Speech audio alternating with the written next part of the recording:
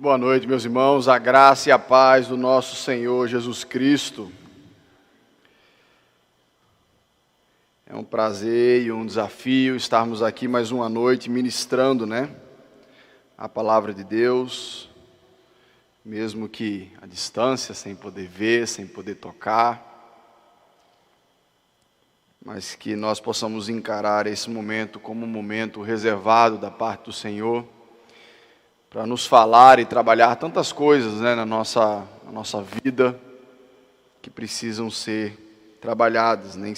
É difícil, esses momentos em que nós temos que passar junto com todo mundo, às vezes da mão de Deus pesando sobre o mundo e fazendo tantas coisas ao redor do mundo nesse ano que nós temos vivido. Muito bem, meus irmãos. Eu não sei vocês, eu sei que tem uns mais do que outros, mas uma das coisas que é muito cativa o ser humano é a ideia da mágica, Aqueles shows de mágica que a gente vê e que, como adultos, a gente sabe que não existe mágica, mas quando a gente olha para aquilo ali que está acontecendo, a gente fica encantado e diz assim, como é que alguém faz isso, Uma pessoa aparecer, desaparecer, uma coisa ser cerrada no meio, depois ela ser recolocada, E é esse mistério do impossível, Do truque, que parece transformar o impossível no possível, que nos encanta nesse tipo de entretenimento. Mas a grande verdade é que quando nós vamos para o nosso mundo, tem muitas coisas que não têm explicação. Tem muitas coisas no nosso dia a dia em que nós não conseguimos explicar. A ciência muitas vezes evoca essa capacidade de explicar as coisas, mas muitas e muitas vezes ela explica o que é, mas não explica muitas vezes o porquê que aquilo é assim. A gente aprendendo sobre o arco-íris, E o arco-íris é a passagem do raio de luz pela água, e se divide a luz branca em 7 luzes. Caramba, que coisa linda, que coisa maravilhosa. Diz, olha, ainda bem, olha aí a física explicando. Mas por que isso acontece? A gente sabe o que acontece, mas o porquê a gente fica sem explicação humana, debaixo do sol, como a gente tem estudado nos domingos pela manhã. Então, nós precisamos aprender a lidar com coisas visíveis e com coisas invisíveis. Lidamos com verdades como cristãos invisíveis, de um Deus em que Ele mesmo afirma que Ele não pode ser visto, de uma palavra que é a orientação da nossa vida, mas que ao mesmo tempo precisa de fé para você crer que ela é a verdade. Nós aprendemos a lidar com coisas visíveis e invisíveis, é urgente fazer isso. E a grande verdade é que quando a gente fala sobre o Evangelho, é que o Evangelho, ele é um poder invisível. A gente não vê o poder do Evangelho saindo de uma pessoa, entrando em outra e transformando aquela pessoa, como acontece nos contos infantis. A gente não vê isso. Mas como é que esse poder age, O que é que ele faz? Como é que nós usamos, esse poder, porque a gente não pode usar, mas como é que ele funciona? Hoje eu quero discutir com vocês um pouco esse mistério em volta do Evangelho, que aí é colocado na carta de 1 Coríntios, no capítulo 2. Então eu quero que você abra a sua Bíblia em 1 Coríntios, capítulo 2. Hoje a gente tem esse desafio do capítulo inteiro. 1 Coríntios, capítulo 2. No caso são 16 versículos, Vamos ler o capítulo inteiro.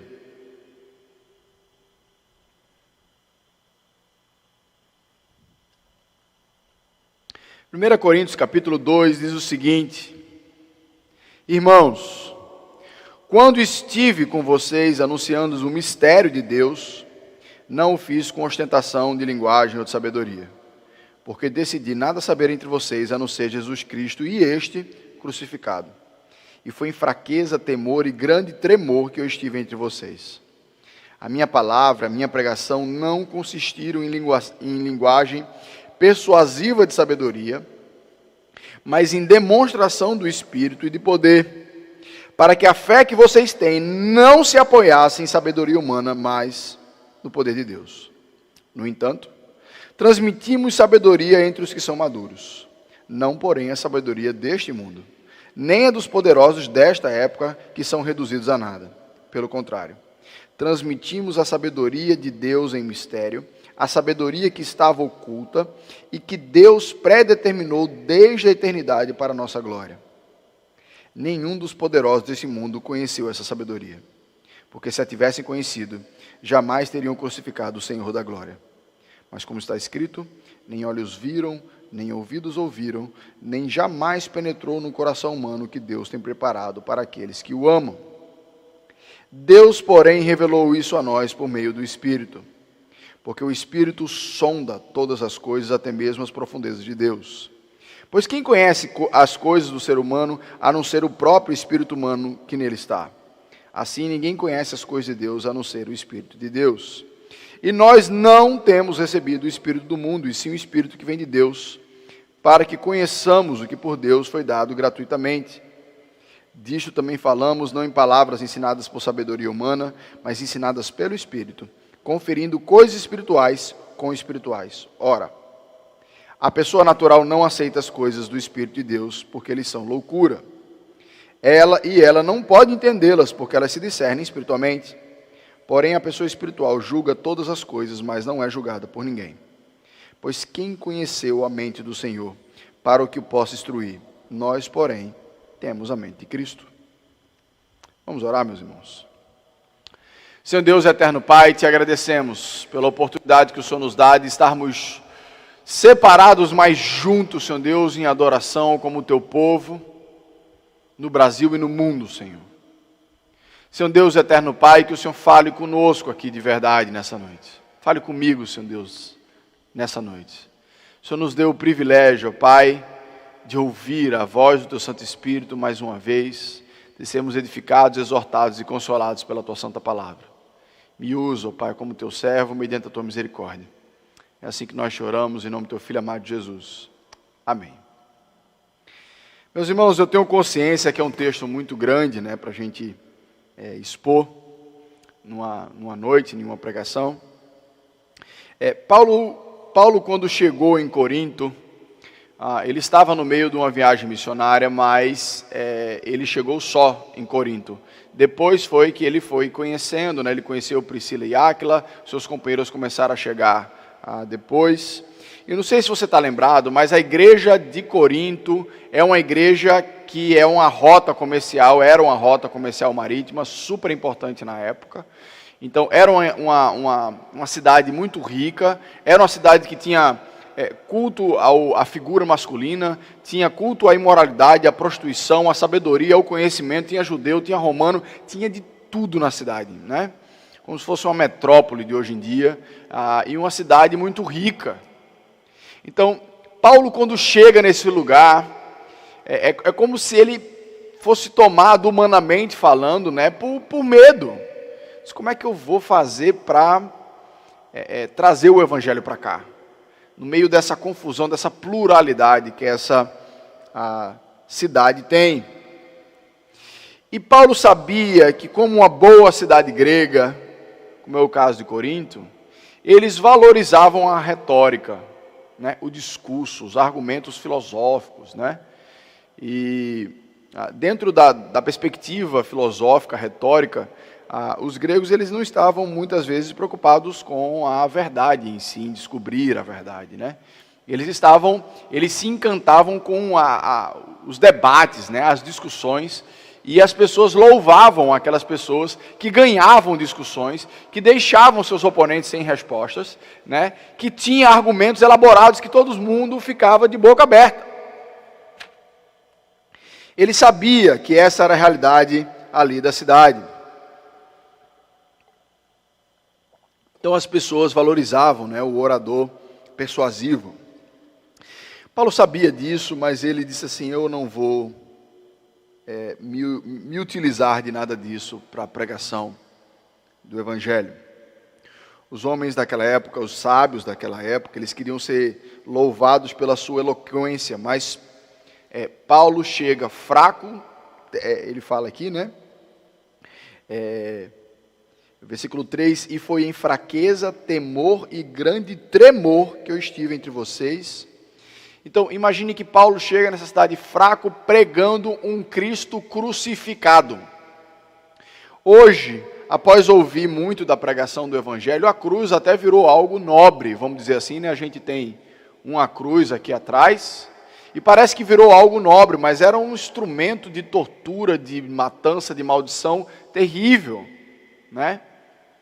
E Paulo pregava alguém que foi morto na cruz. Humanamente falando, isso é humilhante, isso é sem valor, né? Mas a grande verdade é que Paulo quis pregar a simplicidade do Evangelho, sem argumentos eloquentes, pregando o Cristo crucificado, porque de fato foi o que aconteceu com ele, para que algo ficasse muito evidente. Dentro dessas circunstâncias, se algo poderoso acontecesse, não tinha vindo de Paulo, mas tinha vindo de fato do poder do Evangelho, que é o nosso primeiro ponto nessa noite. Meus irmãos, o Evangelho é um poder invisível de transformação na vida das outras pessoas. Muitas vezes nós achamos que evangelizar, muitas vezes nós achamos que falar de Jesus para as outras pessoas é ganhar argumentos.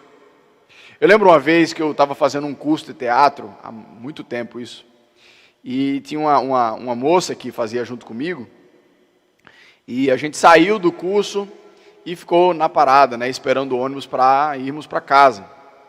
E ela começou a falar de Deus, ela começou a falar da Bíblia, e tudo que ela falava eu sabia responder, toda dúvida que ela colocava eu conseguia responder, qualquer contraponto que ela colocava eu conseguia responder, e a gente foi gostando tanto da conversa que chegava um ônibus, a gente disse, não, a gente pega um próximo, e ficava na parada, e a gente ficou algumas horas ali, em pé na parada, conversando sobre Deus e sobre a Bíblia. E eu lembro que quando finalmente, né, acabou a discussão, e eu pude responder tudo que ela tinha para perguntar, ou fazer os contrapontos corretos, né? Eu voltei para casa no ônibus assim, olha, nossa, o peito quase que não cabia, viu? O negócio era sério. Aí eu cheguei feliz da vida, disse, essa aí foi, ganhei, velho, ganhei. Aí eu cheguei em casa e disse, pai, ó, aconteceu assim, assado, eu comecei a contar para meu pai, né? Achando que ia, né, abalar na história. Aí meu pai fez, meu filho, não se preocupe com essas coisas não. Fale o Evangelho de Cristo Jesus. O que a pessoa fizer com ele é entre ela e Deus. Porque eu vi, meus irmãos, que por mais que a gente precisa aprender a dar razão da nossa fé, eu vi que quando eu estava falando ali, quem estava ganhando era o meu orgulho, não era Jesus Cristo. E nesse dia eu aprendi que pregar o Evangelho é muito mais importante do que você colocar o argumento correto na sua discussão. Eu estava lendo um autor que, assim que ele se converteu, né, ele queria falar de Jesus para as pessoas, né, e ele encontrou um velho amigo de infância, ele começou a falar do que tinha acontecido na vida dele, ele começou a falar de Jesus para a pessoa, ele começou a falar do Evangelho, começou a pregar para aquela pessoa, aí estava no supermercado e a pessoa foi embora, aí ele ficou com aquela sensação, rapaz, eu falei um bocado de besteira. E a mulher dele estava do lado, né? Ele olhou assim e fez, o que é que você acha? Ele disse, eu acho que foi um desastre. Aí o cara ficou todo, né, borocochô, porque, poxa, queria falar para o meu amigo, aí ele disse que com 15 dias depois, esse amigo dele foi para a igreja. E ele aceitou Jesus, ele, né, entregou a vida dele na mão de Jesus. E aí ele foi perguntar a ele, né, disse, rapaz, como foi aquela conversa que eu tive com você? Ele disse, rapaz, ó, eu vou confessar a tu, aquela conversa eu não entendi quase nada. Mas ver você mudado para mim foi algo que me suscitou uma dúvida muito grande.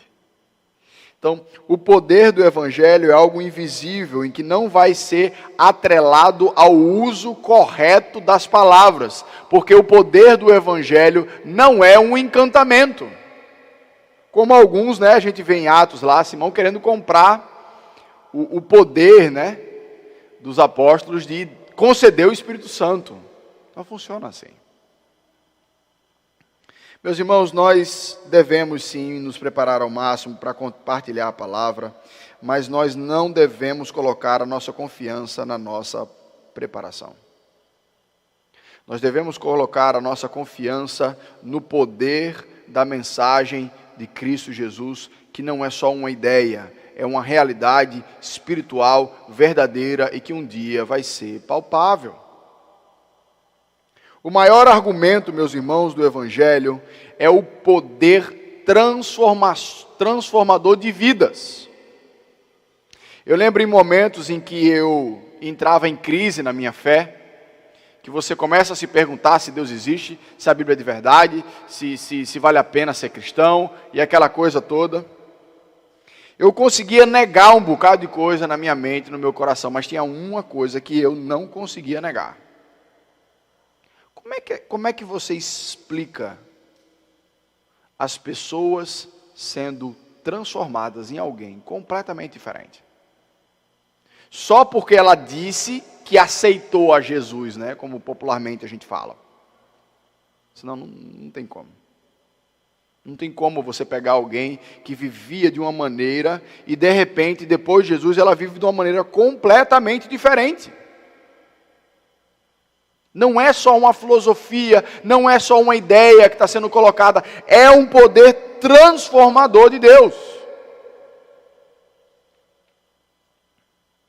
Como é que uma mensagem tão simples, de um Deus que veio do seu trono, da sua glória, veio para a terra, assumiu o nosso lugar como pecador, morreu por conta desses pecados, mas ressuscitou, transforma a vida de alguém? Meus irmãos, se não fosse a maior verdade de todos os tempos, era a maior loucura. E Paulo tinha consciência disso. Nossa missão, meus irmãos, não era encantar plateias e trair atração para nós mesmos. Nossa missão é sermos testemunhas do que Cristo fez pela salvação. O foco nunca está na testemunha. Nós somos levados não para julgar o certo ou errado. Nós somos levados ao mundo, não é para apontar o dedo, mas para levar as pessoas, mostrar às pessoas quem é Jesus Cristo, testemunhar sobre eles. E foi o que Paulo fez ali em Corinto. Ele sabia, né? Paulo fala assim, eu não me envergonho do Evangelho, por quê? Porque ele é poder de Deus. Então Paulo sabia que por mais difícil que fosse a circunstância, ele carregava junto com si uma mensagem extremamente poderosa. E eu creio que a gente precisa ser lembrado disso também, que nós carregamos uma mensagem extremamente poderosa. Olha lá, versículo 5. Para que a fé que vocês têm não se apoiasse em sabedoria humana, mas no poder de Deus. O que Paulo queria é que ninguém dissesse assim, disse, olha, nós fomos convencidos desse cristianismo. Ele disse, não, você não foi convencido. O poder de Deus transformou você. Então Paulo tira esse elemento do convencimento, né? Usar luzes e músicas emocionais e que vai fazer a pessoa ser tocada, mexida, não é isso que vai causar transformação na vida da pessoa. Ela vai causar uma decisão ali do momento, mas não vai transformar. O segundo elemento que a gente encontra aqui no texto é que Paulo começa a falar de uma sabedoria que está oculta, de um mistério, né? Ele começa falando sobre isso. Irmãos, quando eu estive com vocês, anunciando-lhes o mistério de Deus. Essa é uma expressão, né, que criança gosta muito, né? Você chega para falar, olha, eu tenho um mistério, uma coisa inexplicável para desvendar, né, para poder colocar. E Paulo começa a colocar que esse mistério está envolto numa sabedoria que estava oculta para o mundo. O mistério, meus irmãos, que Paulo aqui está falando, não é um mistério de algo incompreensível, né, como um caso policial, em que as pessoas não sabem como responder e faz, não, este caso é um mistério, né? Não tem essas coisas? Não é isso que Paulo está falando. O que Paulo está falando é um mistério, é de algo que está escondido e que agora foi revelado. O mistério na ideia de que algo estava oculto e apareceu, né?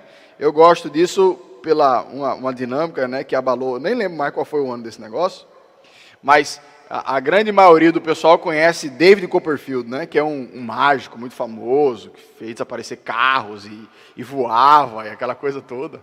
E depois aparece Mr. M, né? E Mr. M, ele desvendava todos os mistérios, né, dos mágicos, né? E ficou aquele negócio do fantástico durante muito tempo. Então, o que está acontecendo é que Mr. M desvendava o mistério. E Paulo está dizendo aqui, diz, olha, nós estamos tendo o privilégio de vermos o mistério sendo desvendado, porque foi esse mistério que lhes foi anunciado. E que mistério é esse que Paulo está falando? É o Evangelho, gente. É a mensagem de Deus, é o significado de Jesus. E Paulo está dizendo que nenhum ser humano, em sua sã consciência, dependendo apenas do seu intelecto, ele vai conseguir entender Jesus como Salvador.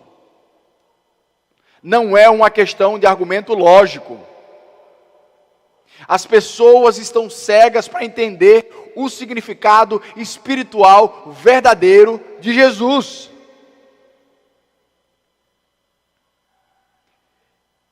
Esse homem que morreu na cruz não é só um homem.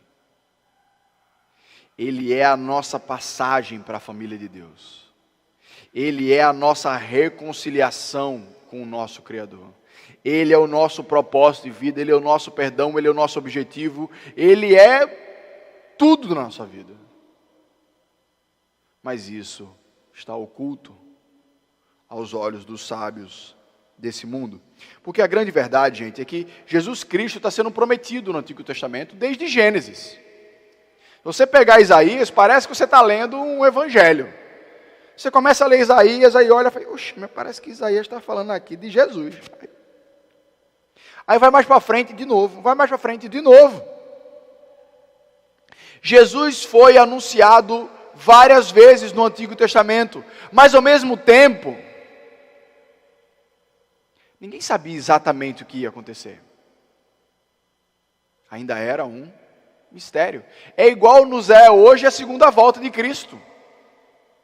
A segunda volta de Cristo tem sido anunciada já há 2000 anos.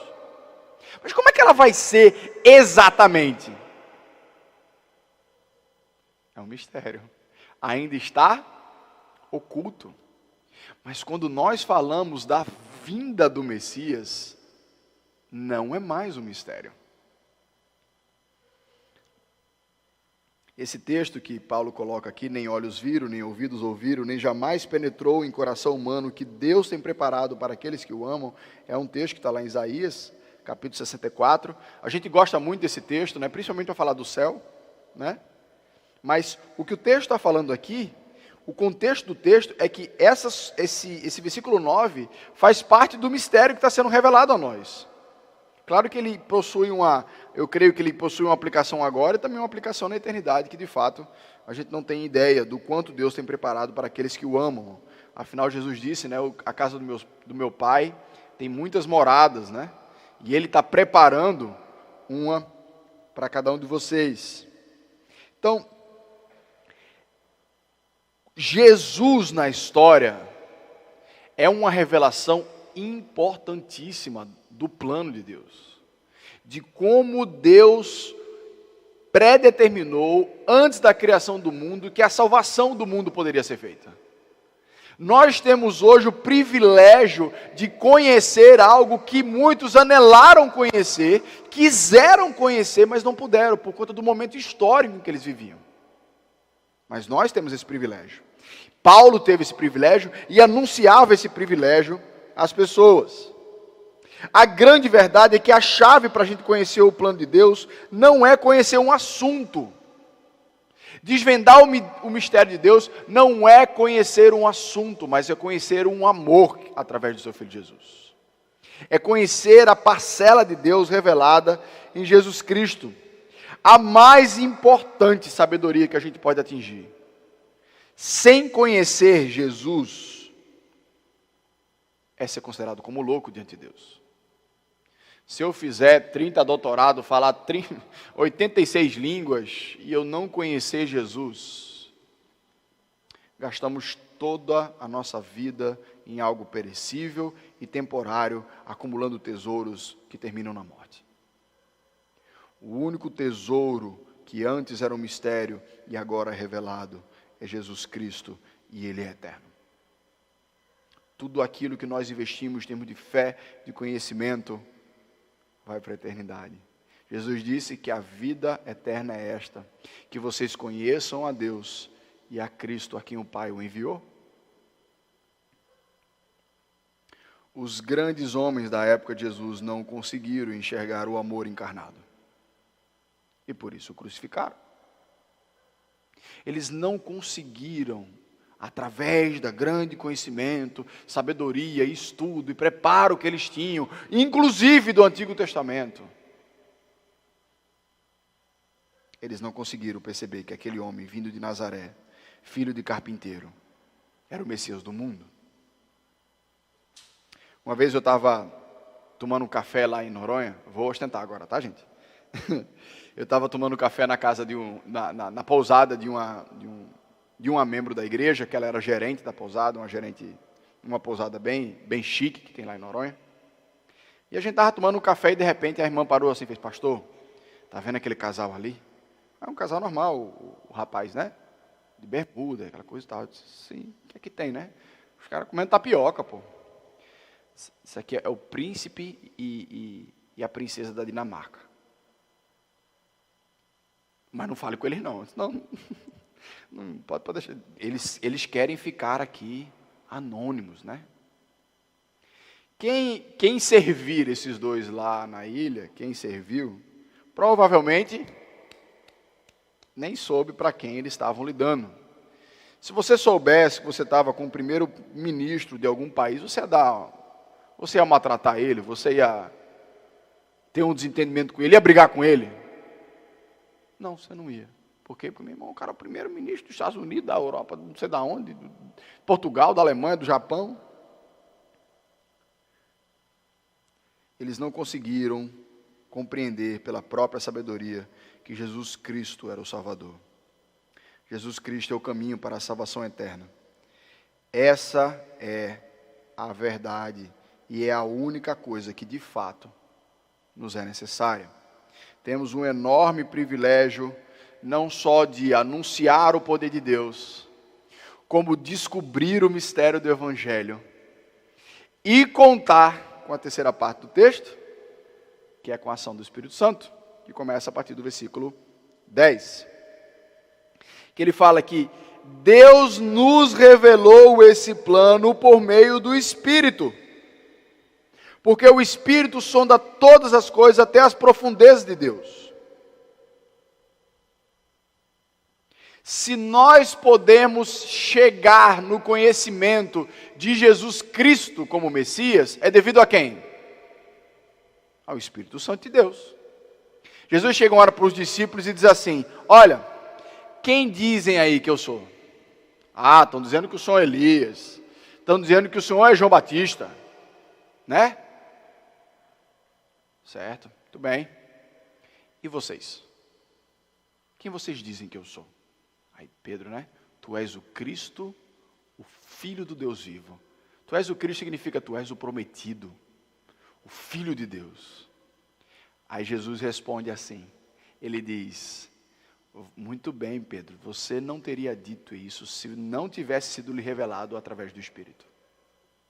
Ou seja, se o Espírito Santo não intercedesse o conhecimento de Pedro, Pedro estaria dentro do primeiro grupo, que ia achar que ele era Elias, que ele era João Batista, né, ou qualquer outro grande profeta. É o Espírito Santo que nos capacita a entender o mistério do Evangelho, a compreender a realidade da nossa salvação. Quando ele fala que o Espírito vem de Deus, que ele conhece as coisas de Deus, não é porque o Espírito Santo vai nos revelar todos os detalhes do ser de Deus, porque a gente não vai conseguir processar isso. Quando ele fala que o Espírito vem de Deus, ele vai ensinar para você coisas de Deus, porque ele conhece a Deus, assim como você sabe os seus pensamentos. A gente nunca sabe quando nós estamos lidando com a realidade, com o íntimo de outra pessoa, não é verdade? Mas você sabe quando você está lidando com o seu íntimo. Quando você diz uma coisa pensando outra, você sabe. É isso que ele está querendo falar aqui, ó. Pois quem conhece as coisas do ser humano, a não ser o próprio espírito humano que nele está? Ele fala, você se conhece. Você sabe o que está acontecendo. Mas ele fala, é impossível você conhecer a Deus se não for o Espírito Santo. Assim, ninguém conhece as coisas de Deus, a não ser o Espírito de Deus. Ou seja, se você não tiver o Espírito Santo, você não vai entender nada de Deus. É Ele que vai revelando, que vai nos ensinando, que vai consolidando quem Deus é na nossa vida. Então, é o Espírito Santo que vai governando, mexendo nos nossos caminhos, para fazer nos mostrar esse amor. E essa é a razão porque tem muitas horas que nós cremos no poder de Deus, anunciamos às pessoas, mas elas não creem. Por quê? Porque ainda não tem a ação do Espírito Santo. A mensagem de Deus, ela só vai ser realmente efetiva quando o Espírito Santo trouxer vida para aquele espírito e se fazer compreender. A gente precisa entender que a nossa missão na pregação do Evangelho não é converter ninguém. Não é. Né? Fulano, fui eu que converti ele. Sai de perto que essa conversão não dura, viu? Porque se você está convertendo alguém, meu irmão, amanhã pode se desconverter, viu? A nossa missão é pregar o Evangelho. Quem traz a transformação através daquela pregação é o Espírito Santo. Então a gente prega, gente, tá as coisas no seu coração e a crer nelas. Se não fosse isso, você não entende. Pode ficar certo. Então, a Bíblia está colocando isso, eu disse, olha, versículo 14. Ora, a pessoa natural não aceita as coisas do Espírito de Deus porque eles são loucura. Ela não pode entendê-las porque elas se discernem espiritualmente. Sabe qual é a loucura da pregação do Evangelho? É a mesma loucura de que Deus deu para Ezequiel. Deus levou Ezequiel para um vale, né? Não sei se você lembra dessa passagem, de um vale dos ossos secos, né? Bem conhecida. E ele disse, prega. Você pregaria para um bando de osso? Me diga. Rapaz, eu pregaria, só se Deus mesmo mandasse. Foi o caso. Ele começa a pregar para ossos, para mortos. O que começa a acontecer? A vida começa a brotar. E a Bíblia fala que aqueles corpos vão se encontrando e formando carne, mas ainda assim se constitui a pessoa, mas eles ainda estavam sem vida. E Deus fala, prega de novo. E ele prega, até que a vida vem sobre aqueles corpos. E o que antes eram ossos, agora são vivos. Deus nos chama para pregar para pessoas mortas espiritualmente. Mas que através do poder do Espírito Santo de Deus, Ele tem a capacidade de trazer a vida e entender a mensagem. E que Deus, em sua soberana vontade, escolheu a pregação para que esse poder chegasse na outra pessoa. Que ele diz assim, como ouvirão se não há quem pregue? Como pregarão, né, se não tem quem vá? Aí a Bíblia fala, são que os pés daqueles que levam o Evangelho, né, são formosos.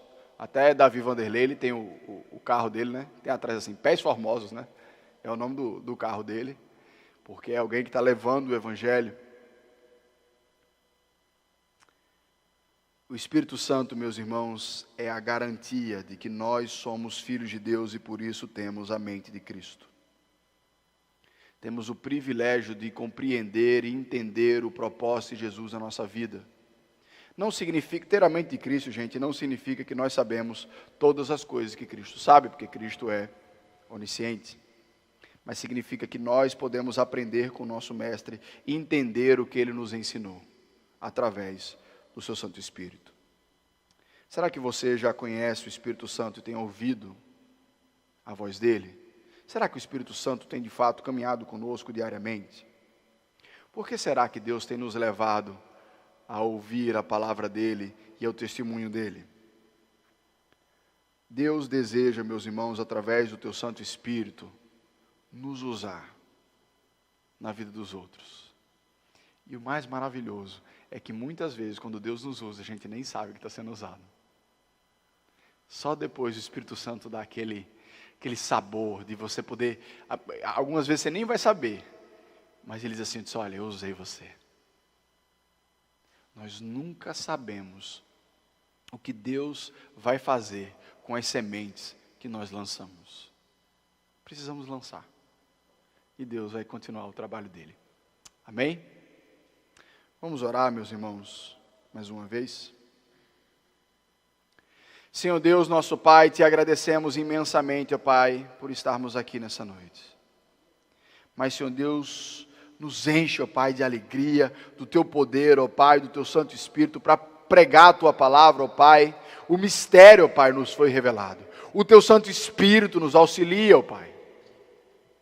Só nos falta ousadia, Senhor. Nos dá ousadia, ó Pai, para pregar a tua palavra, para compartilhar mais até com os nossos próprios irmãos.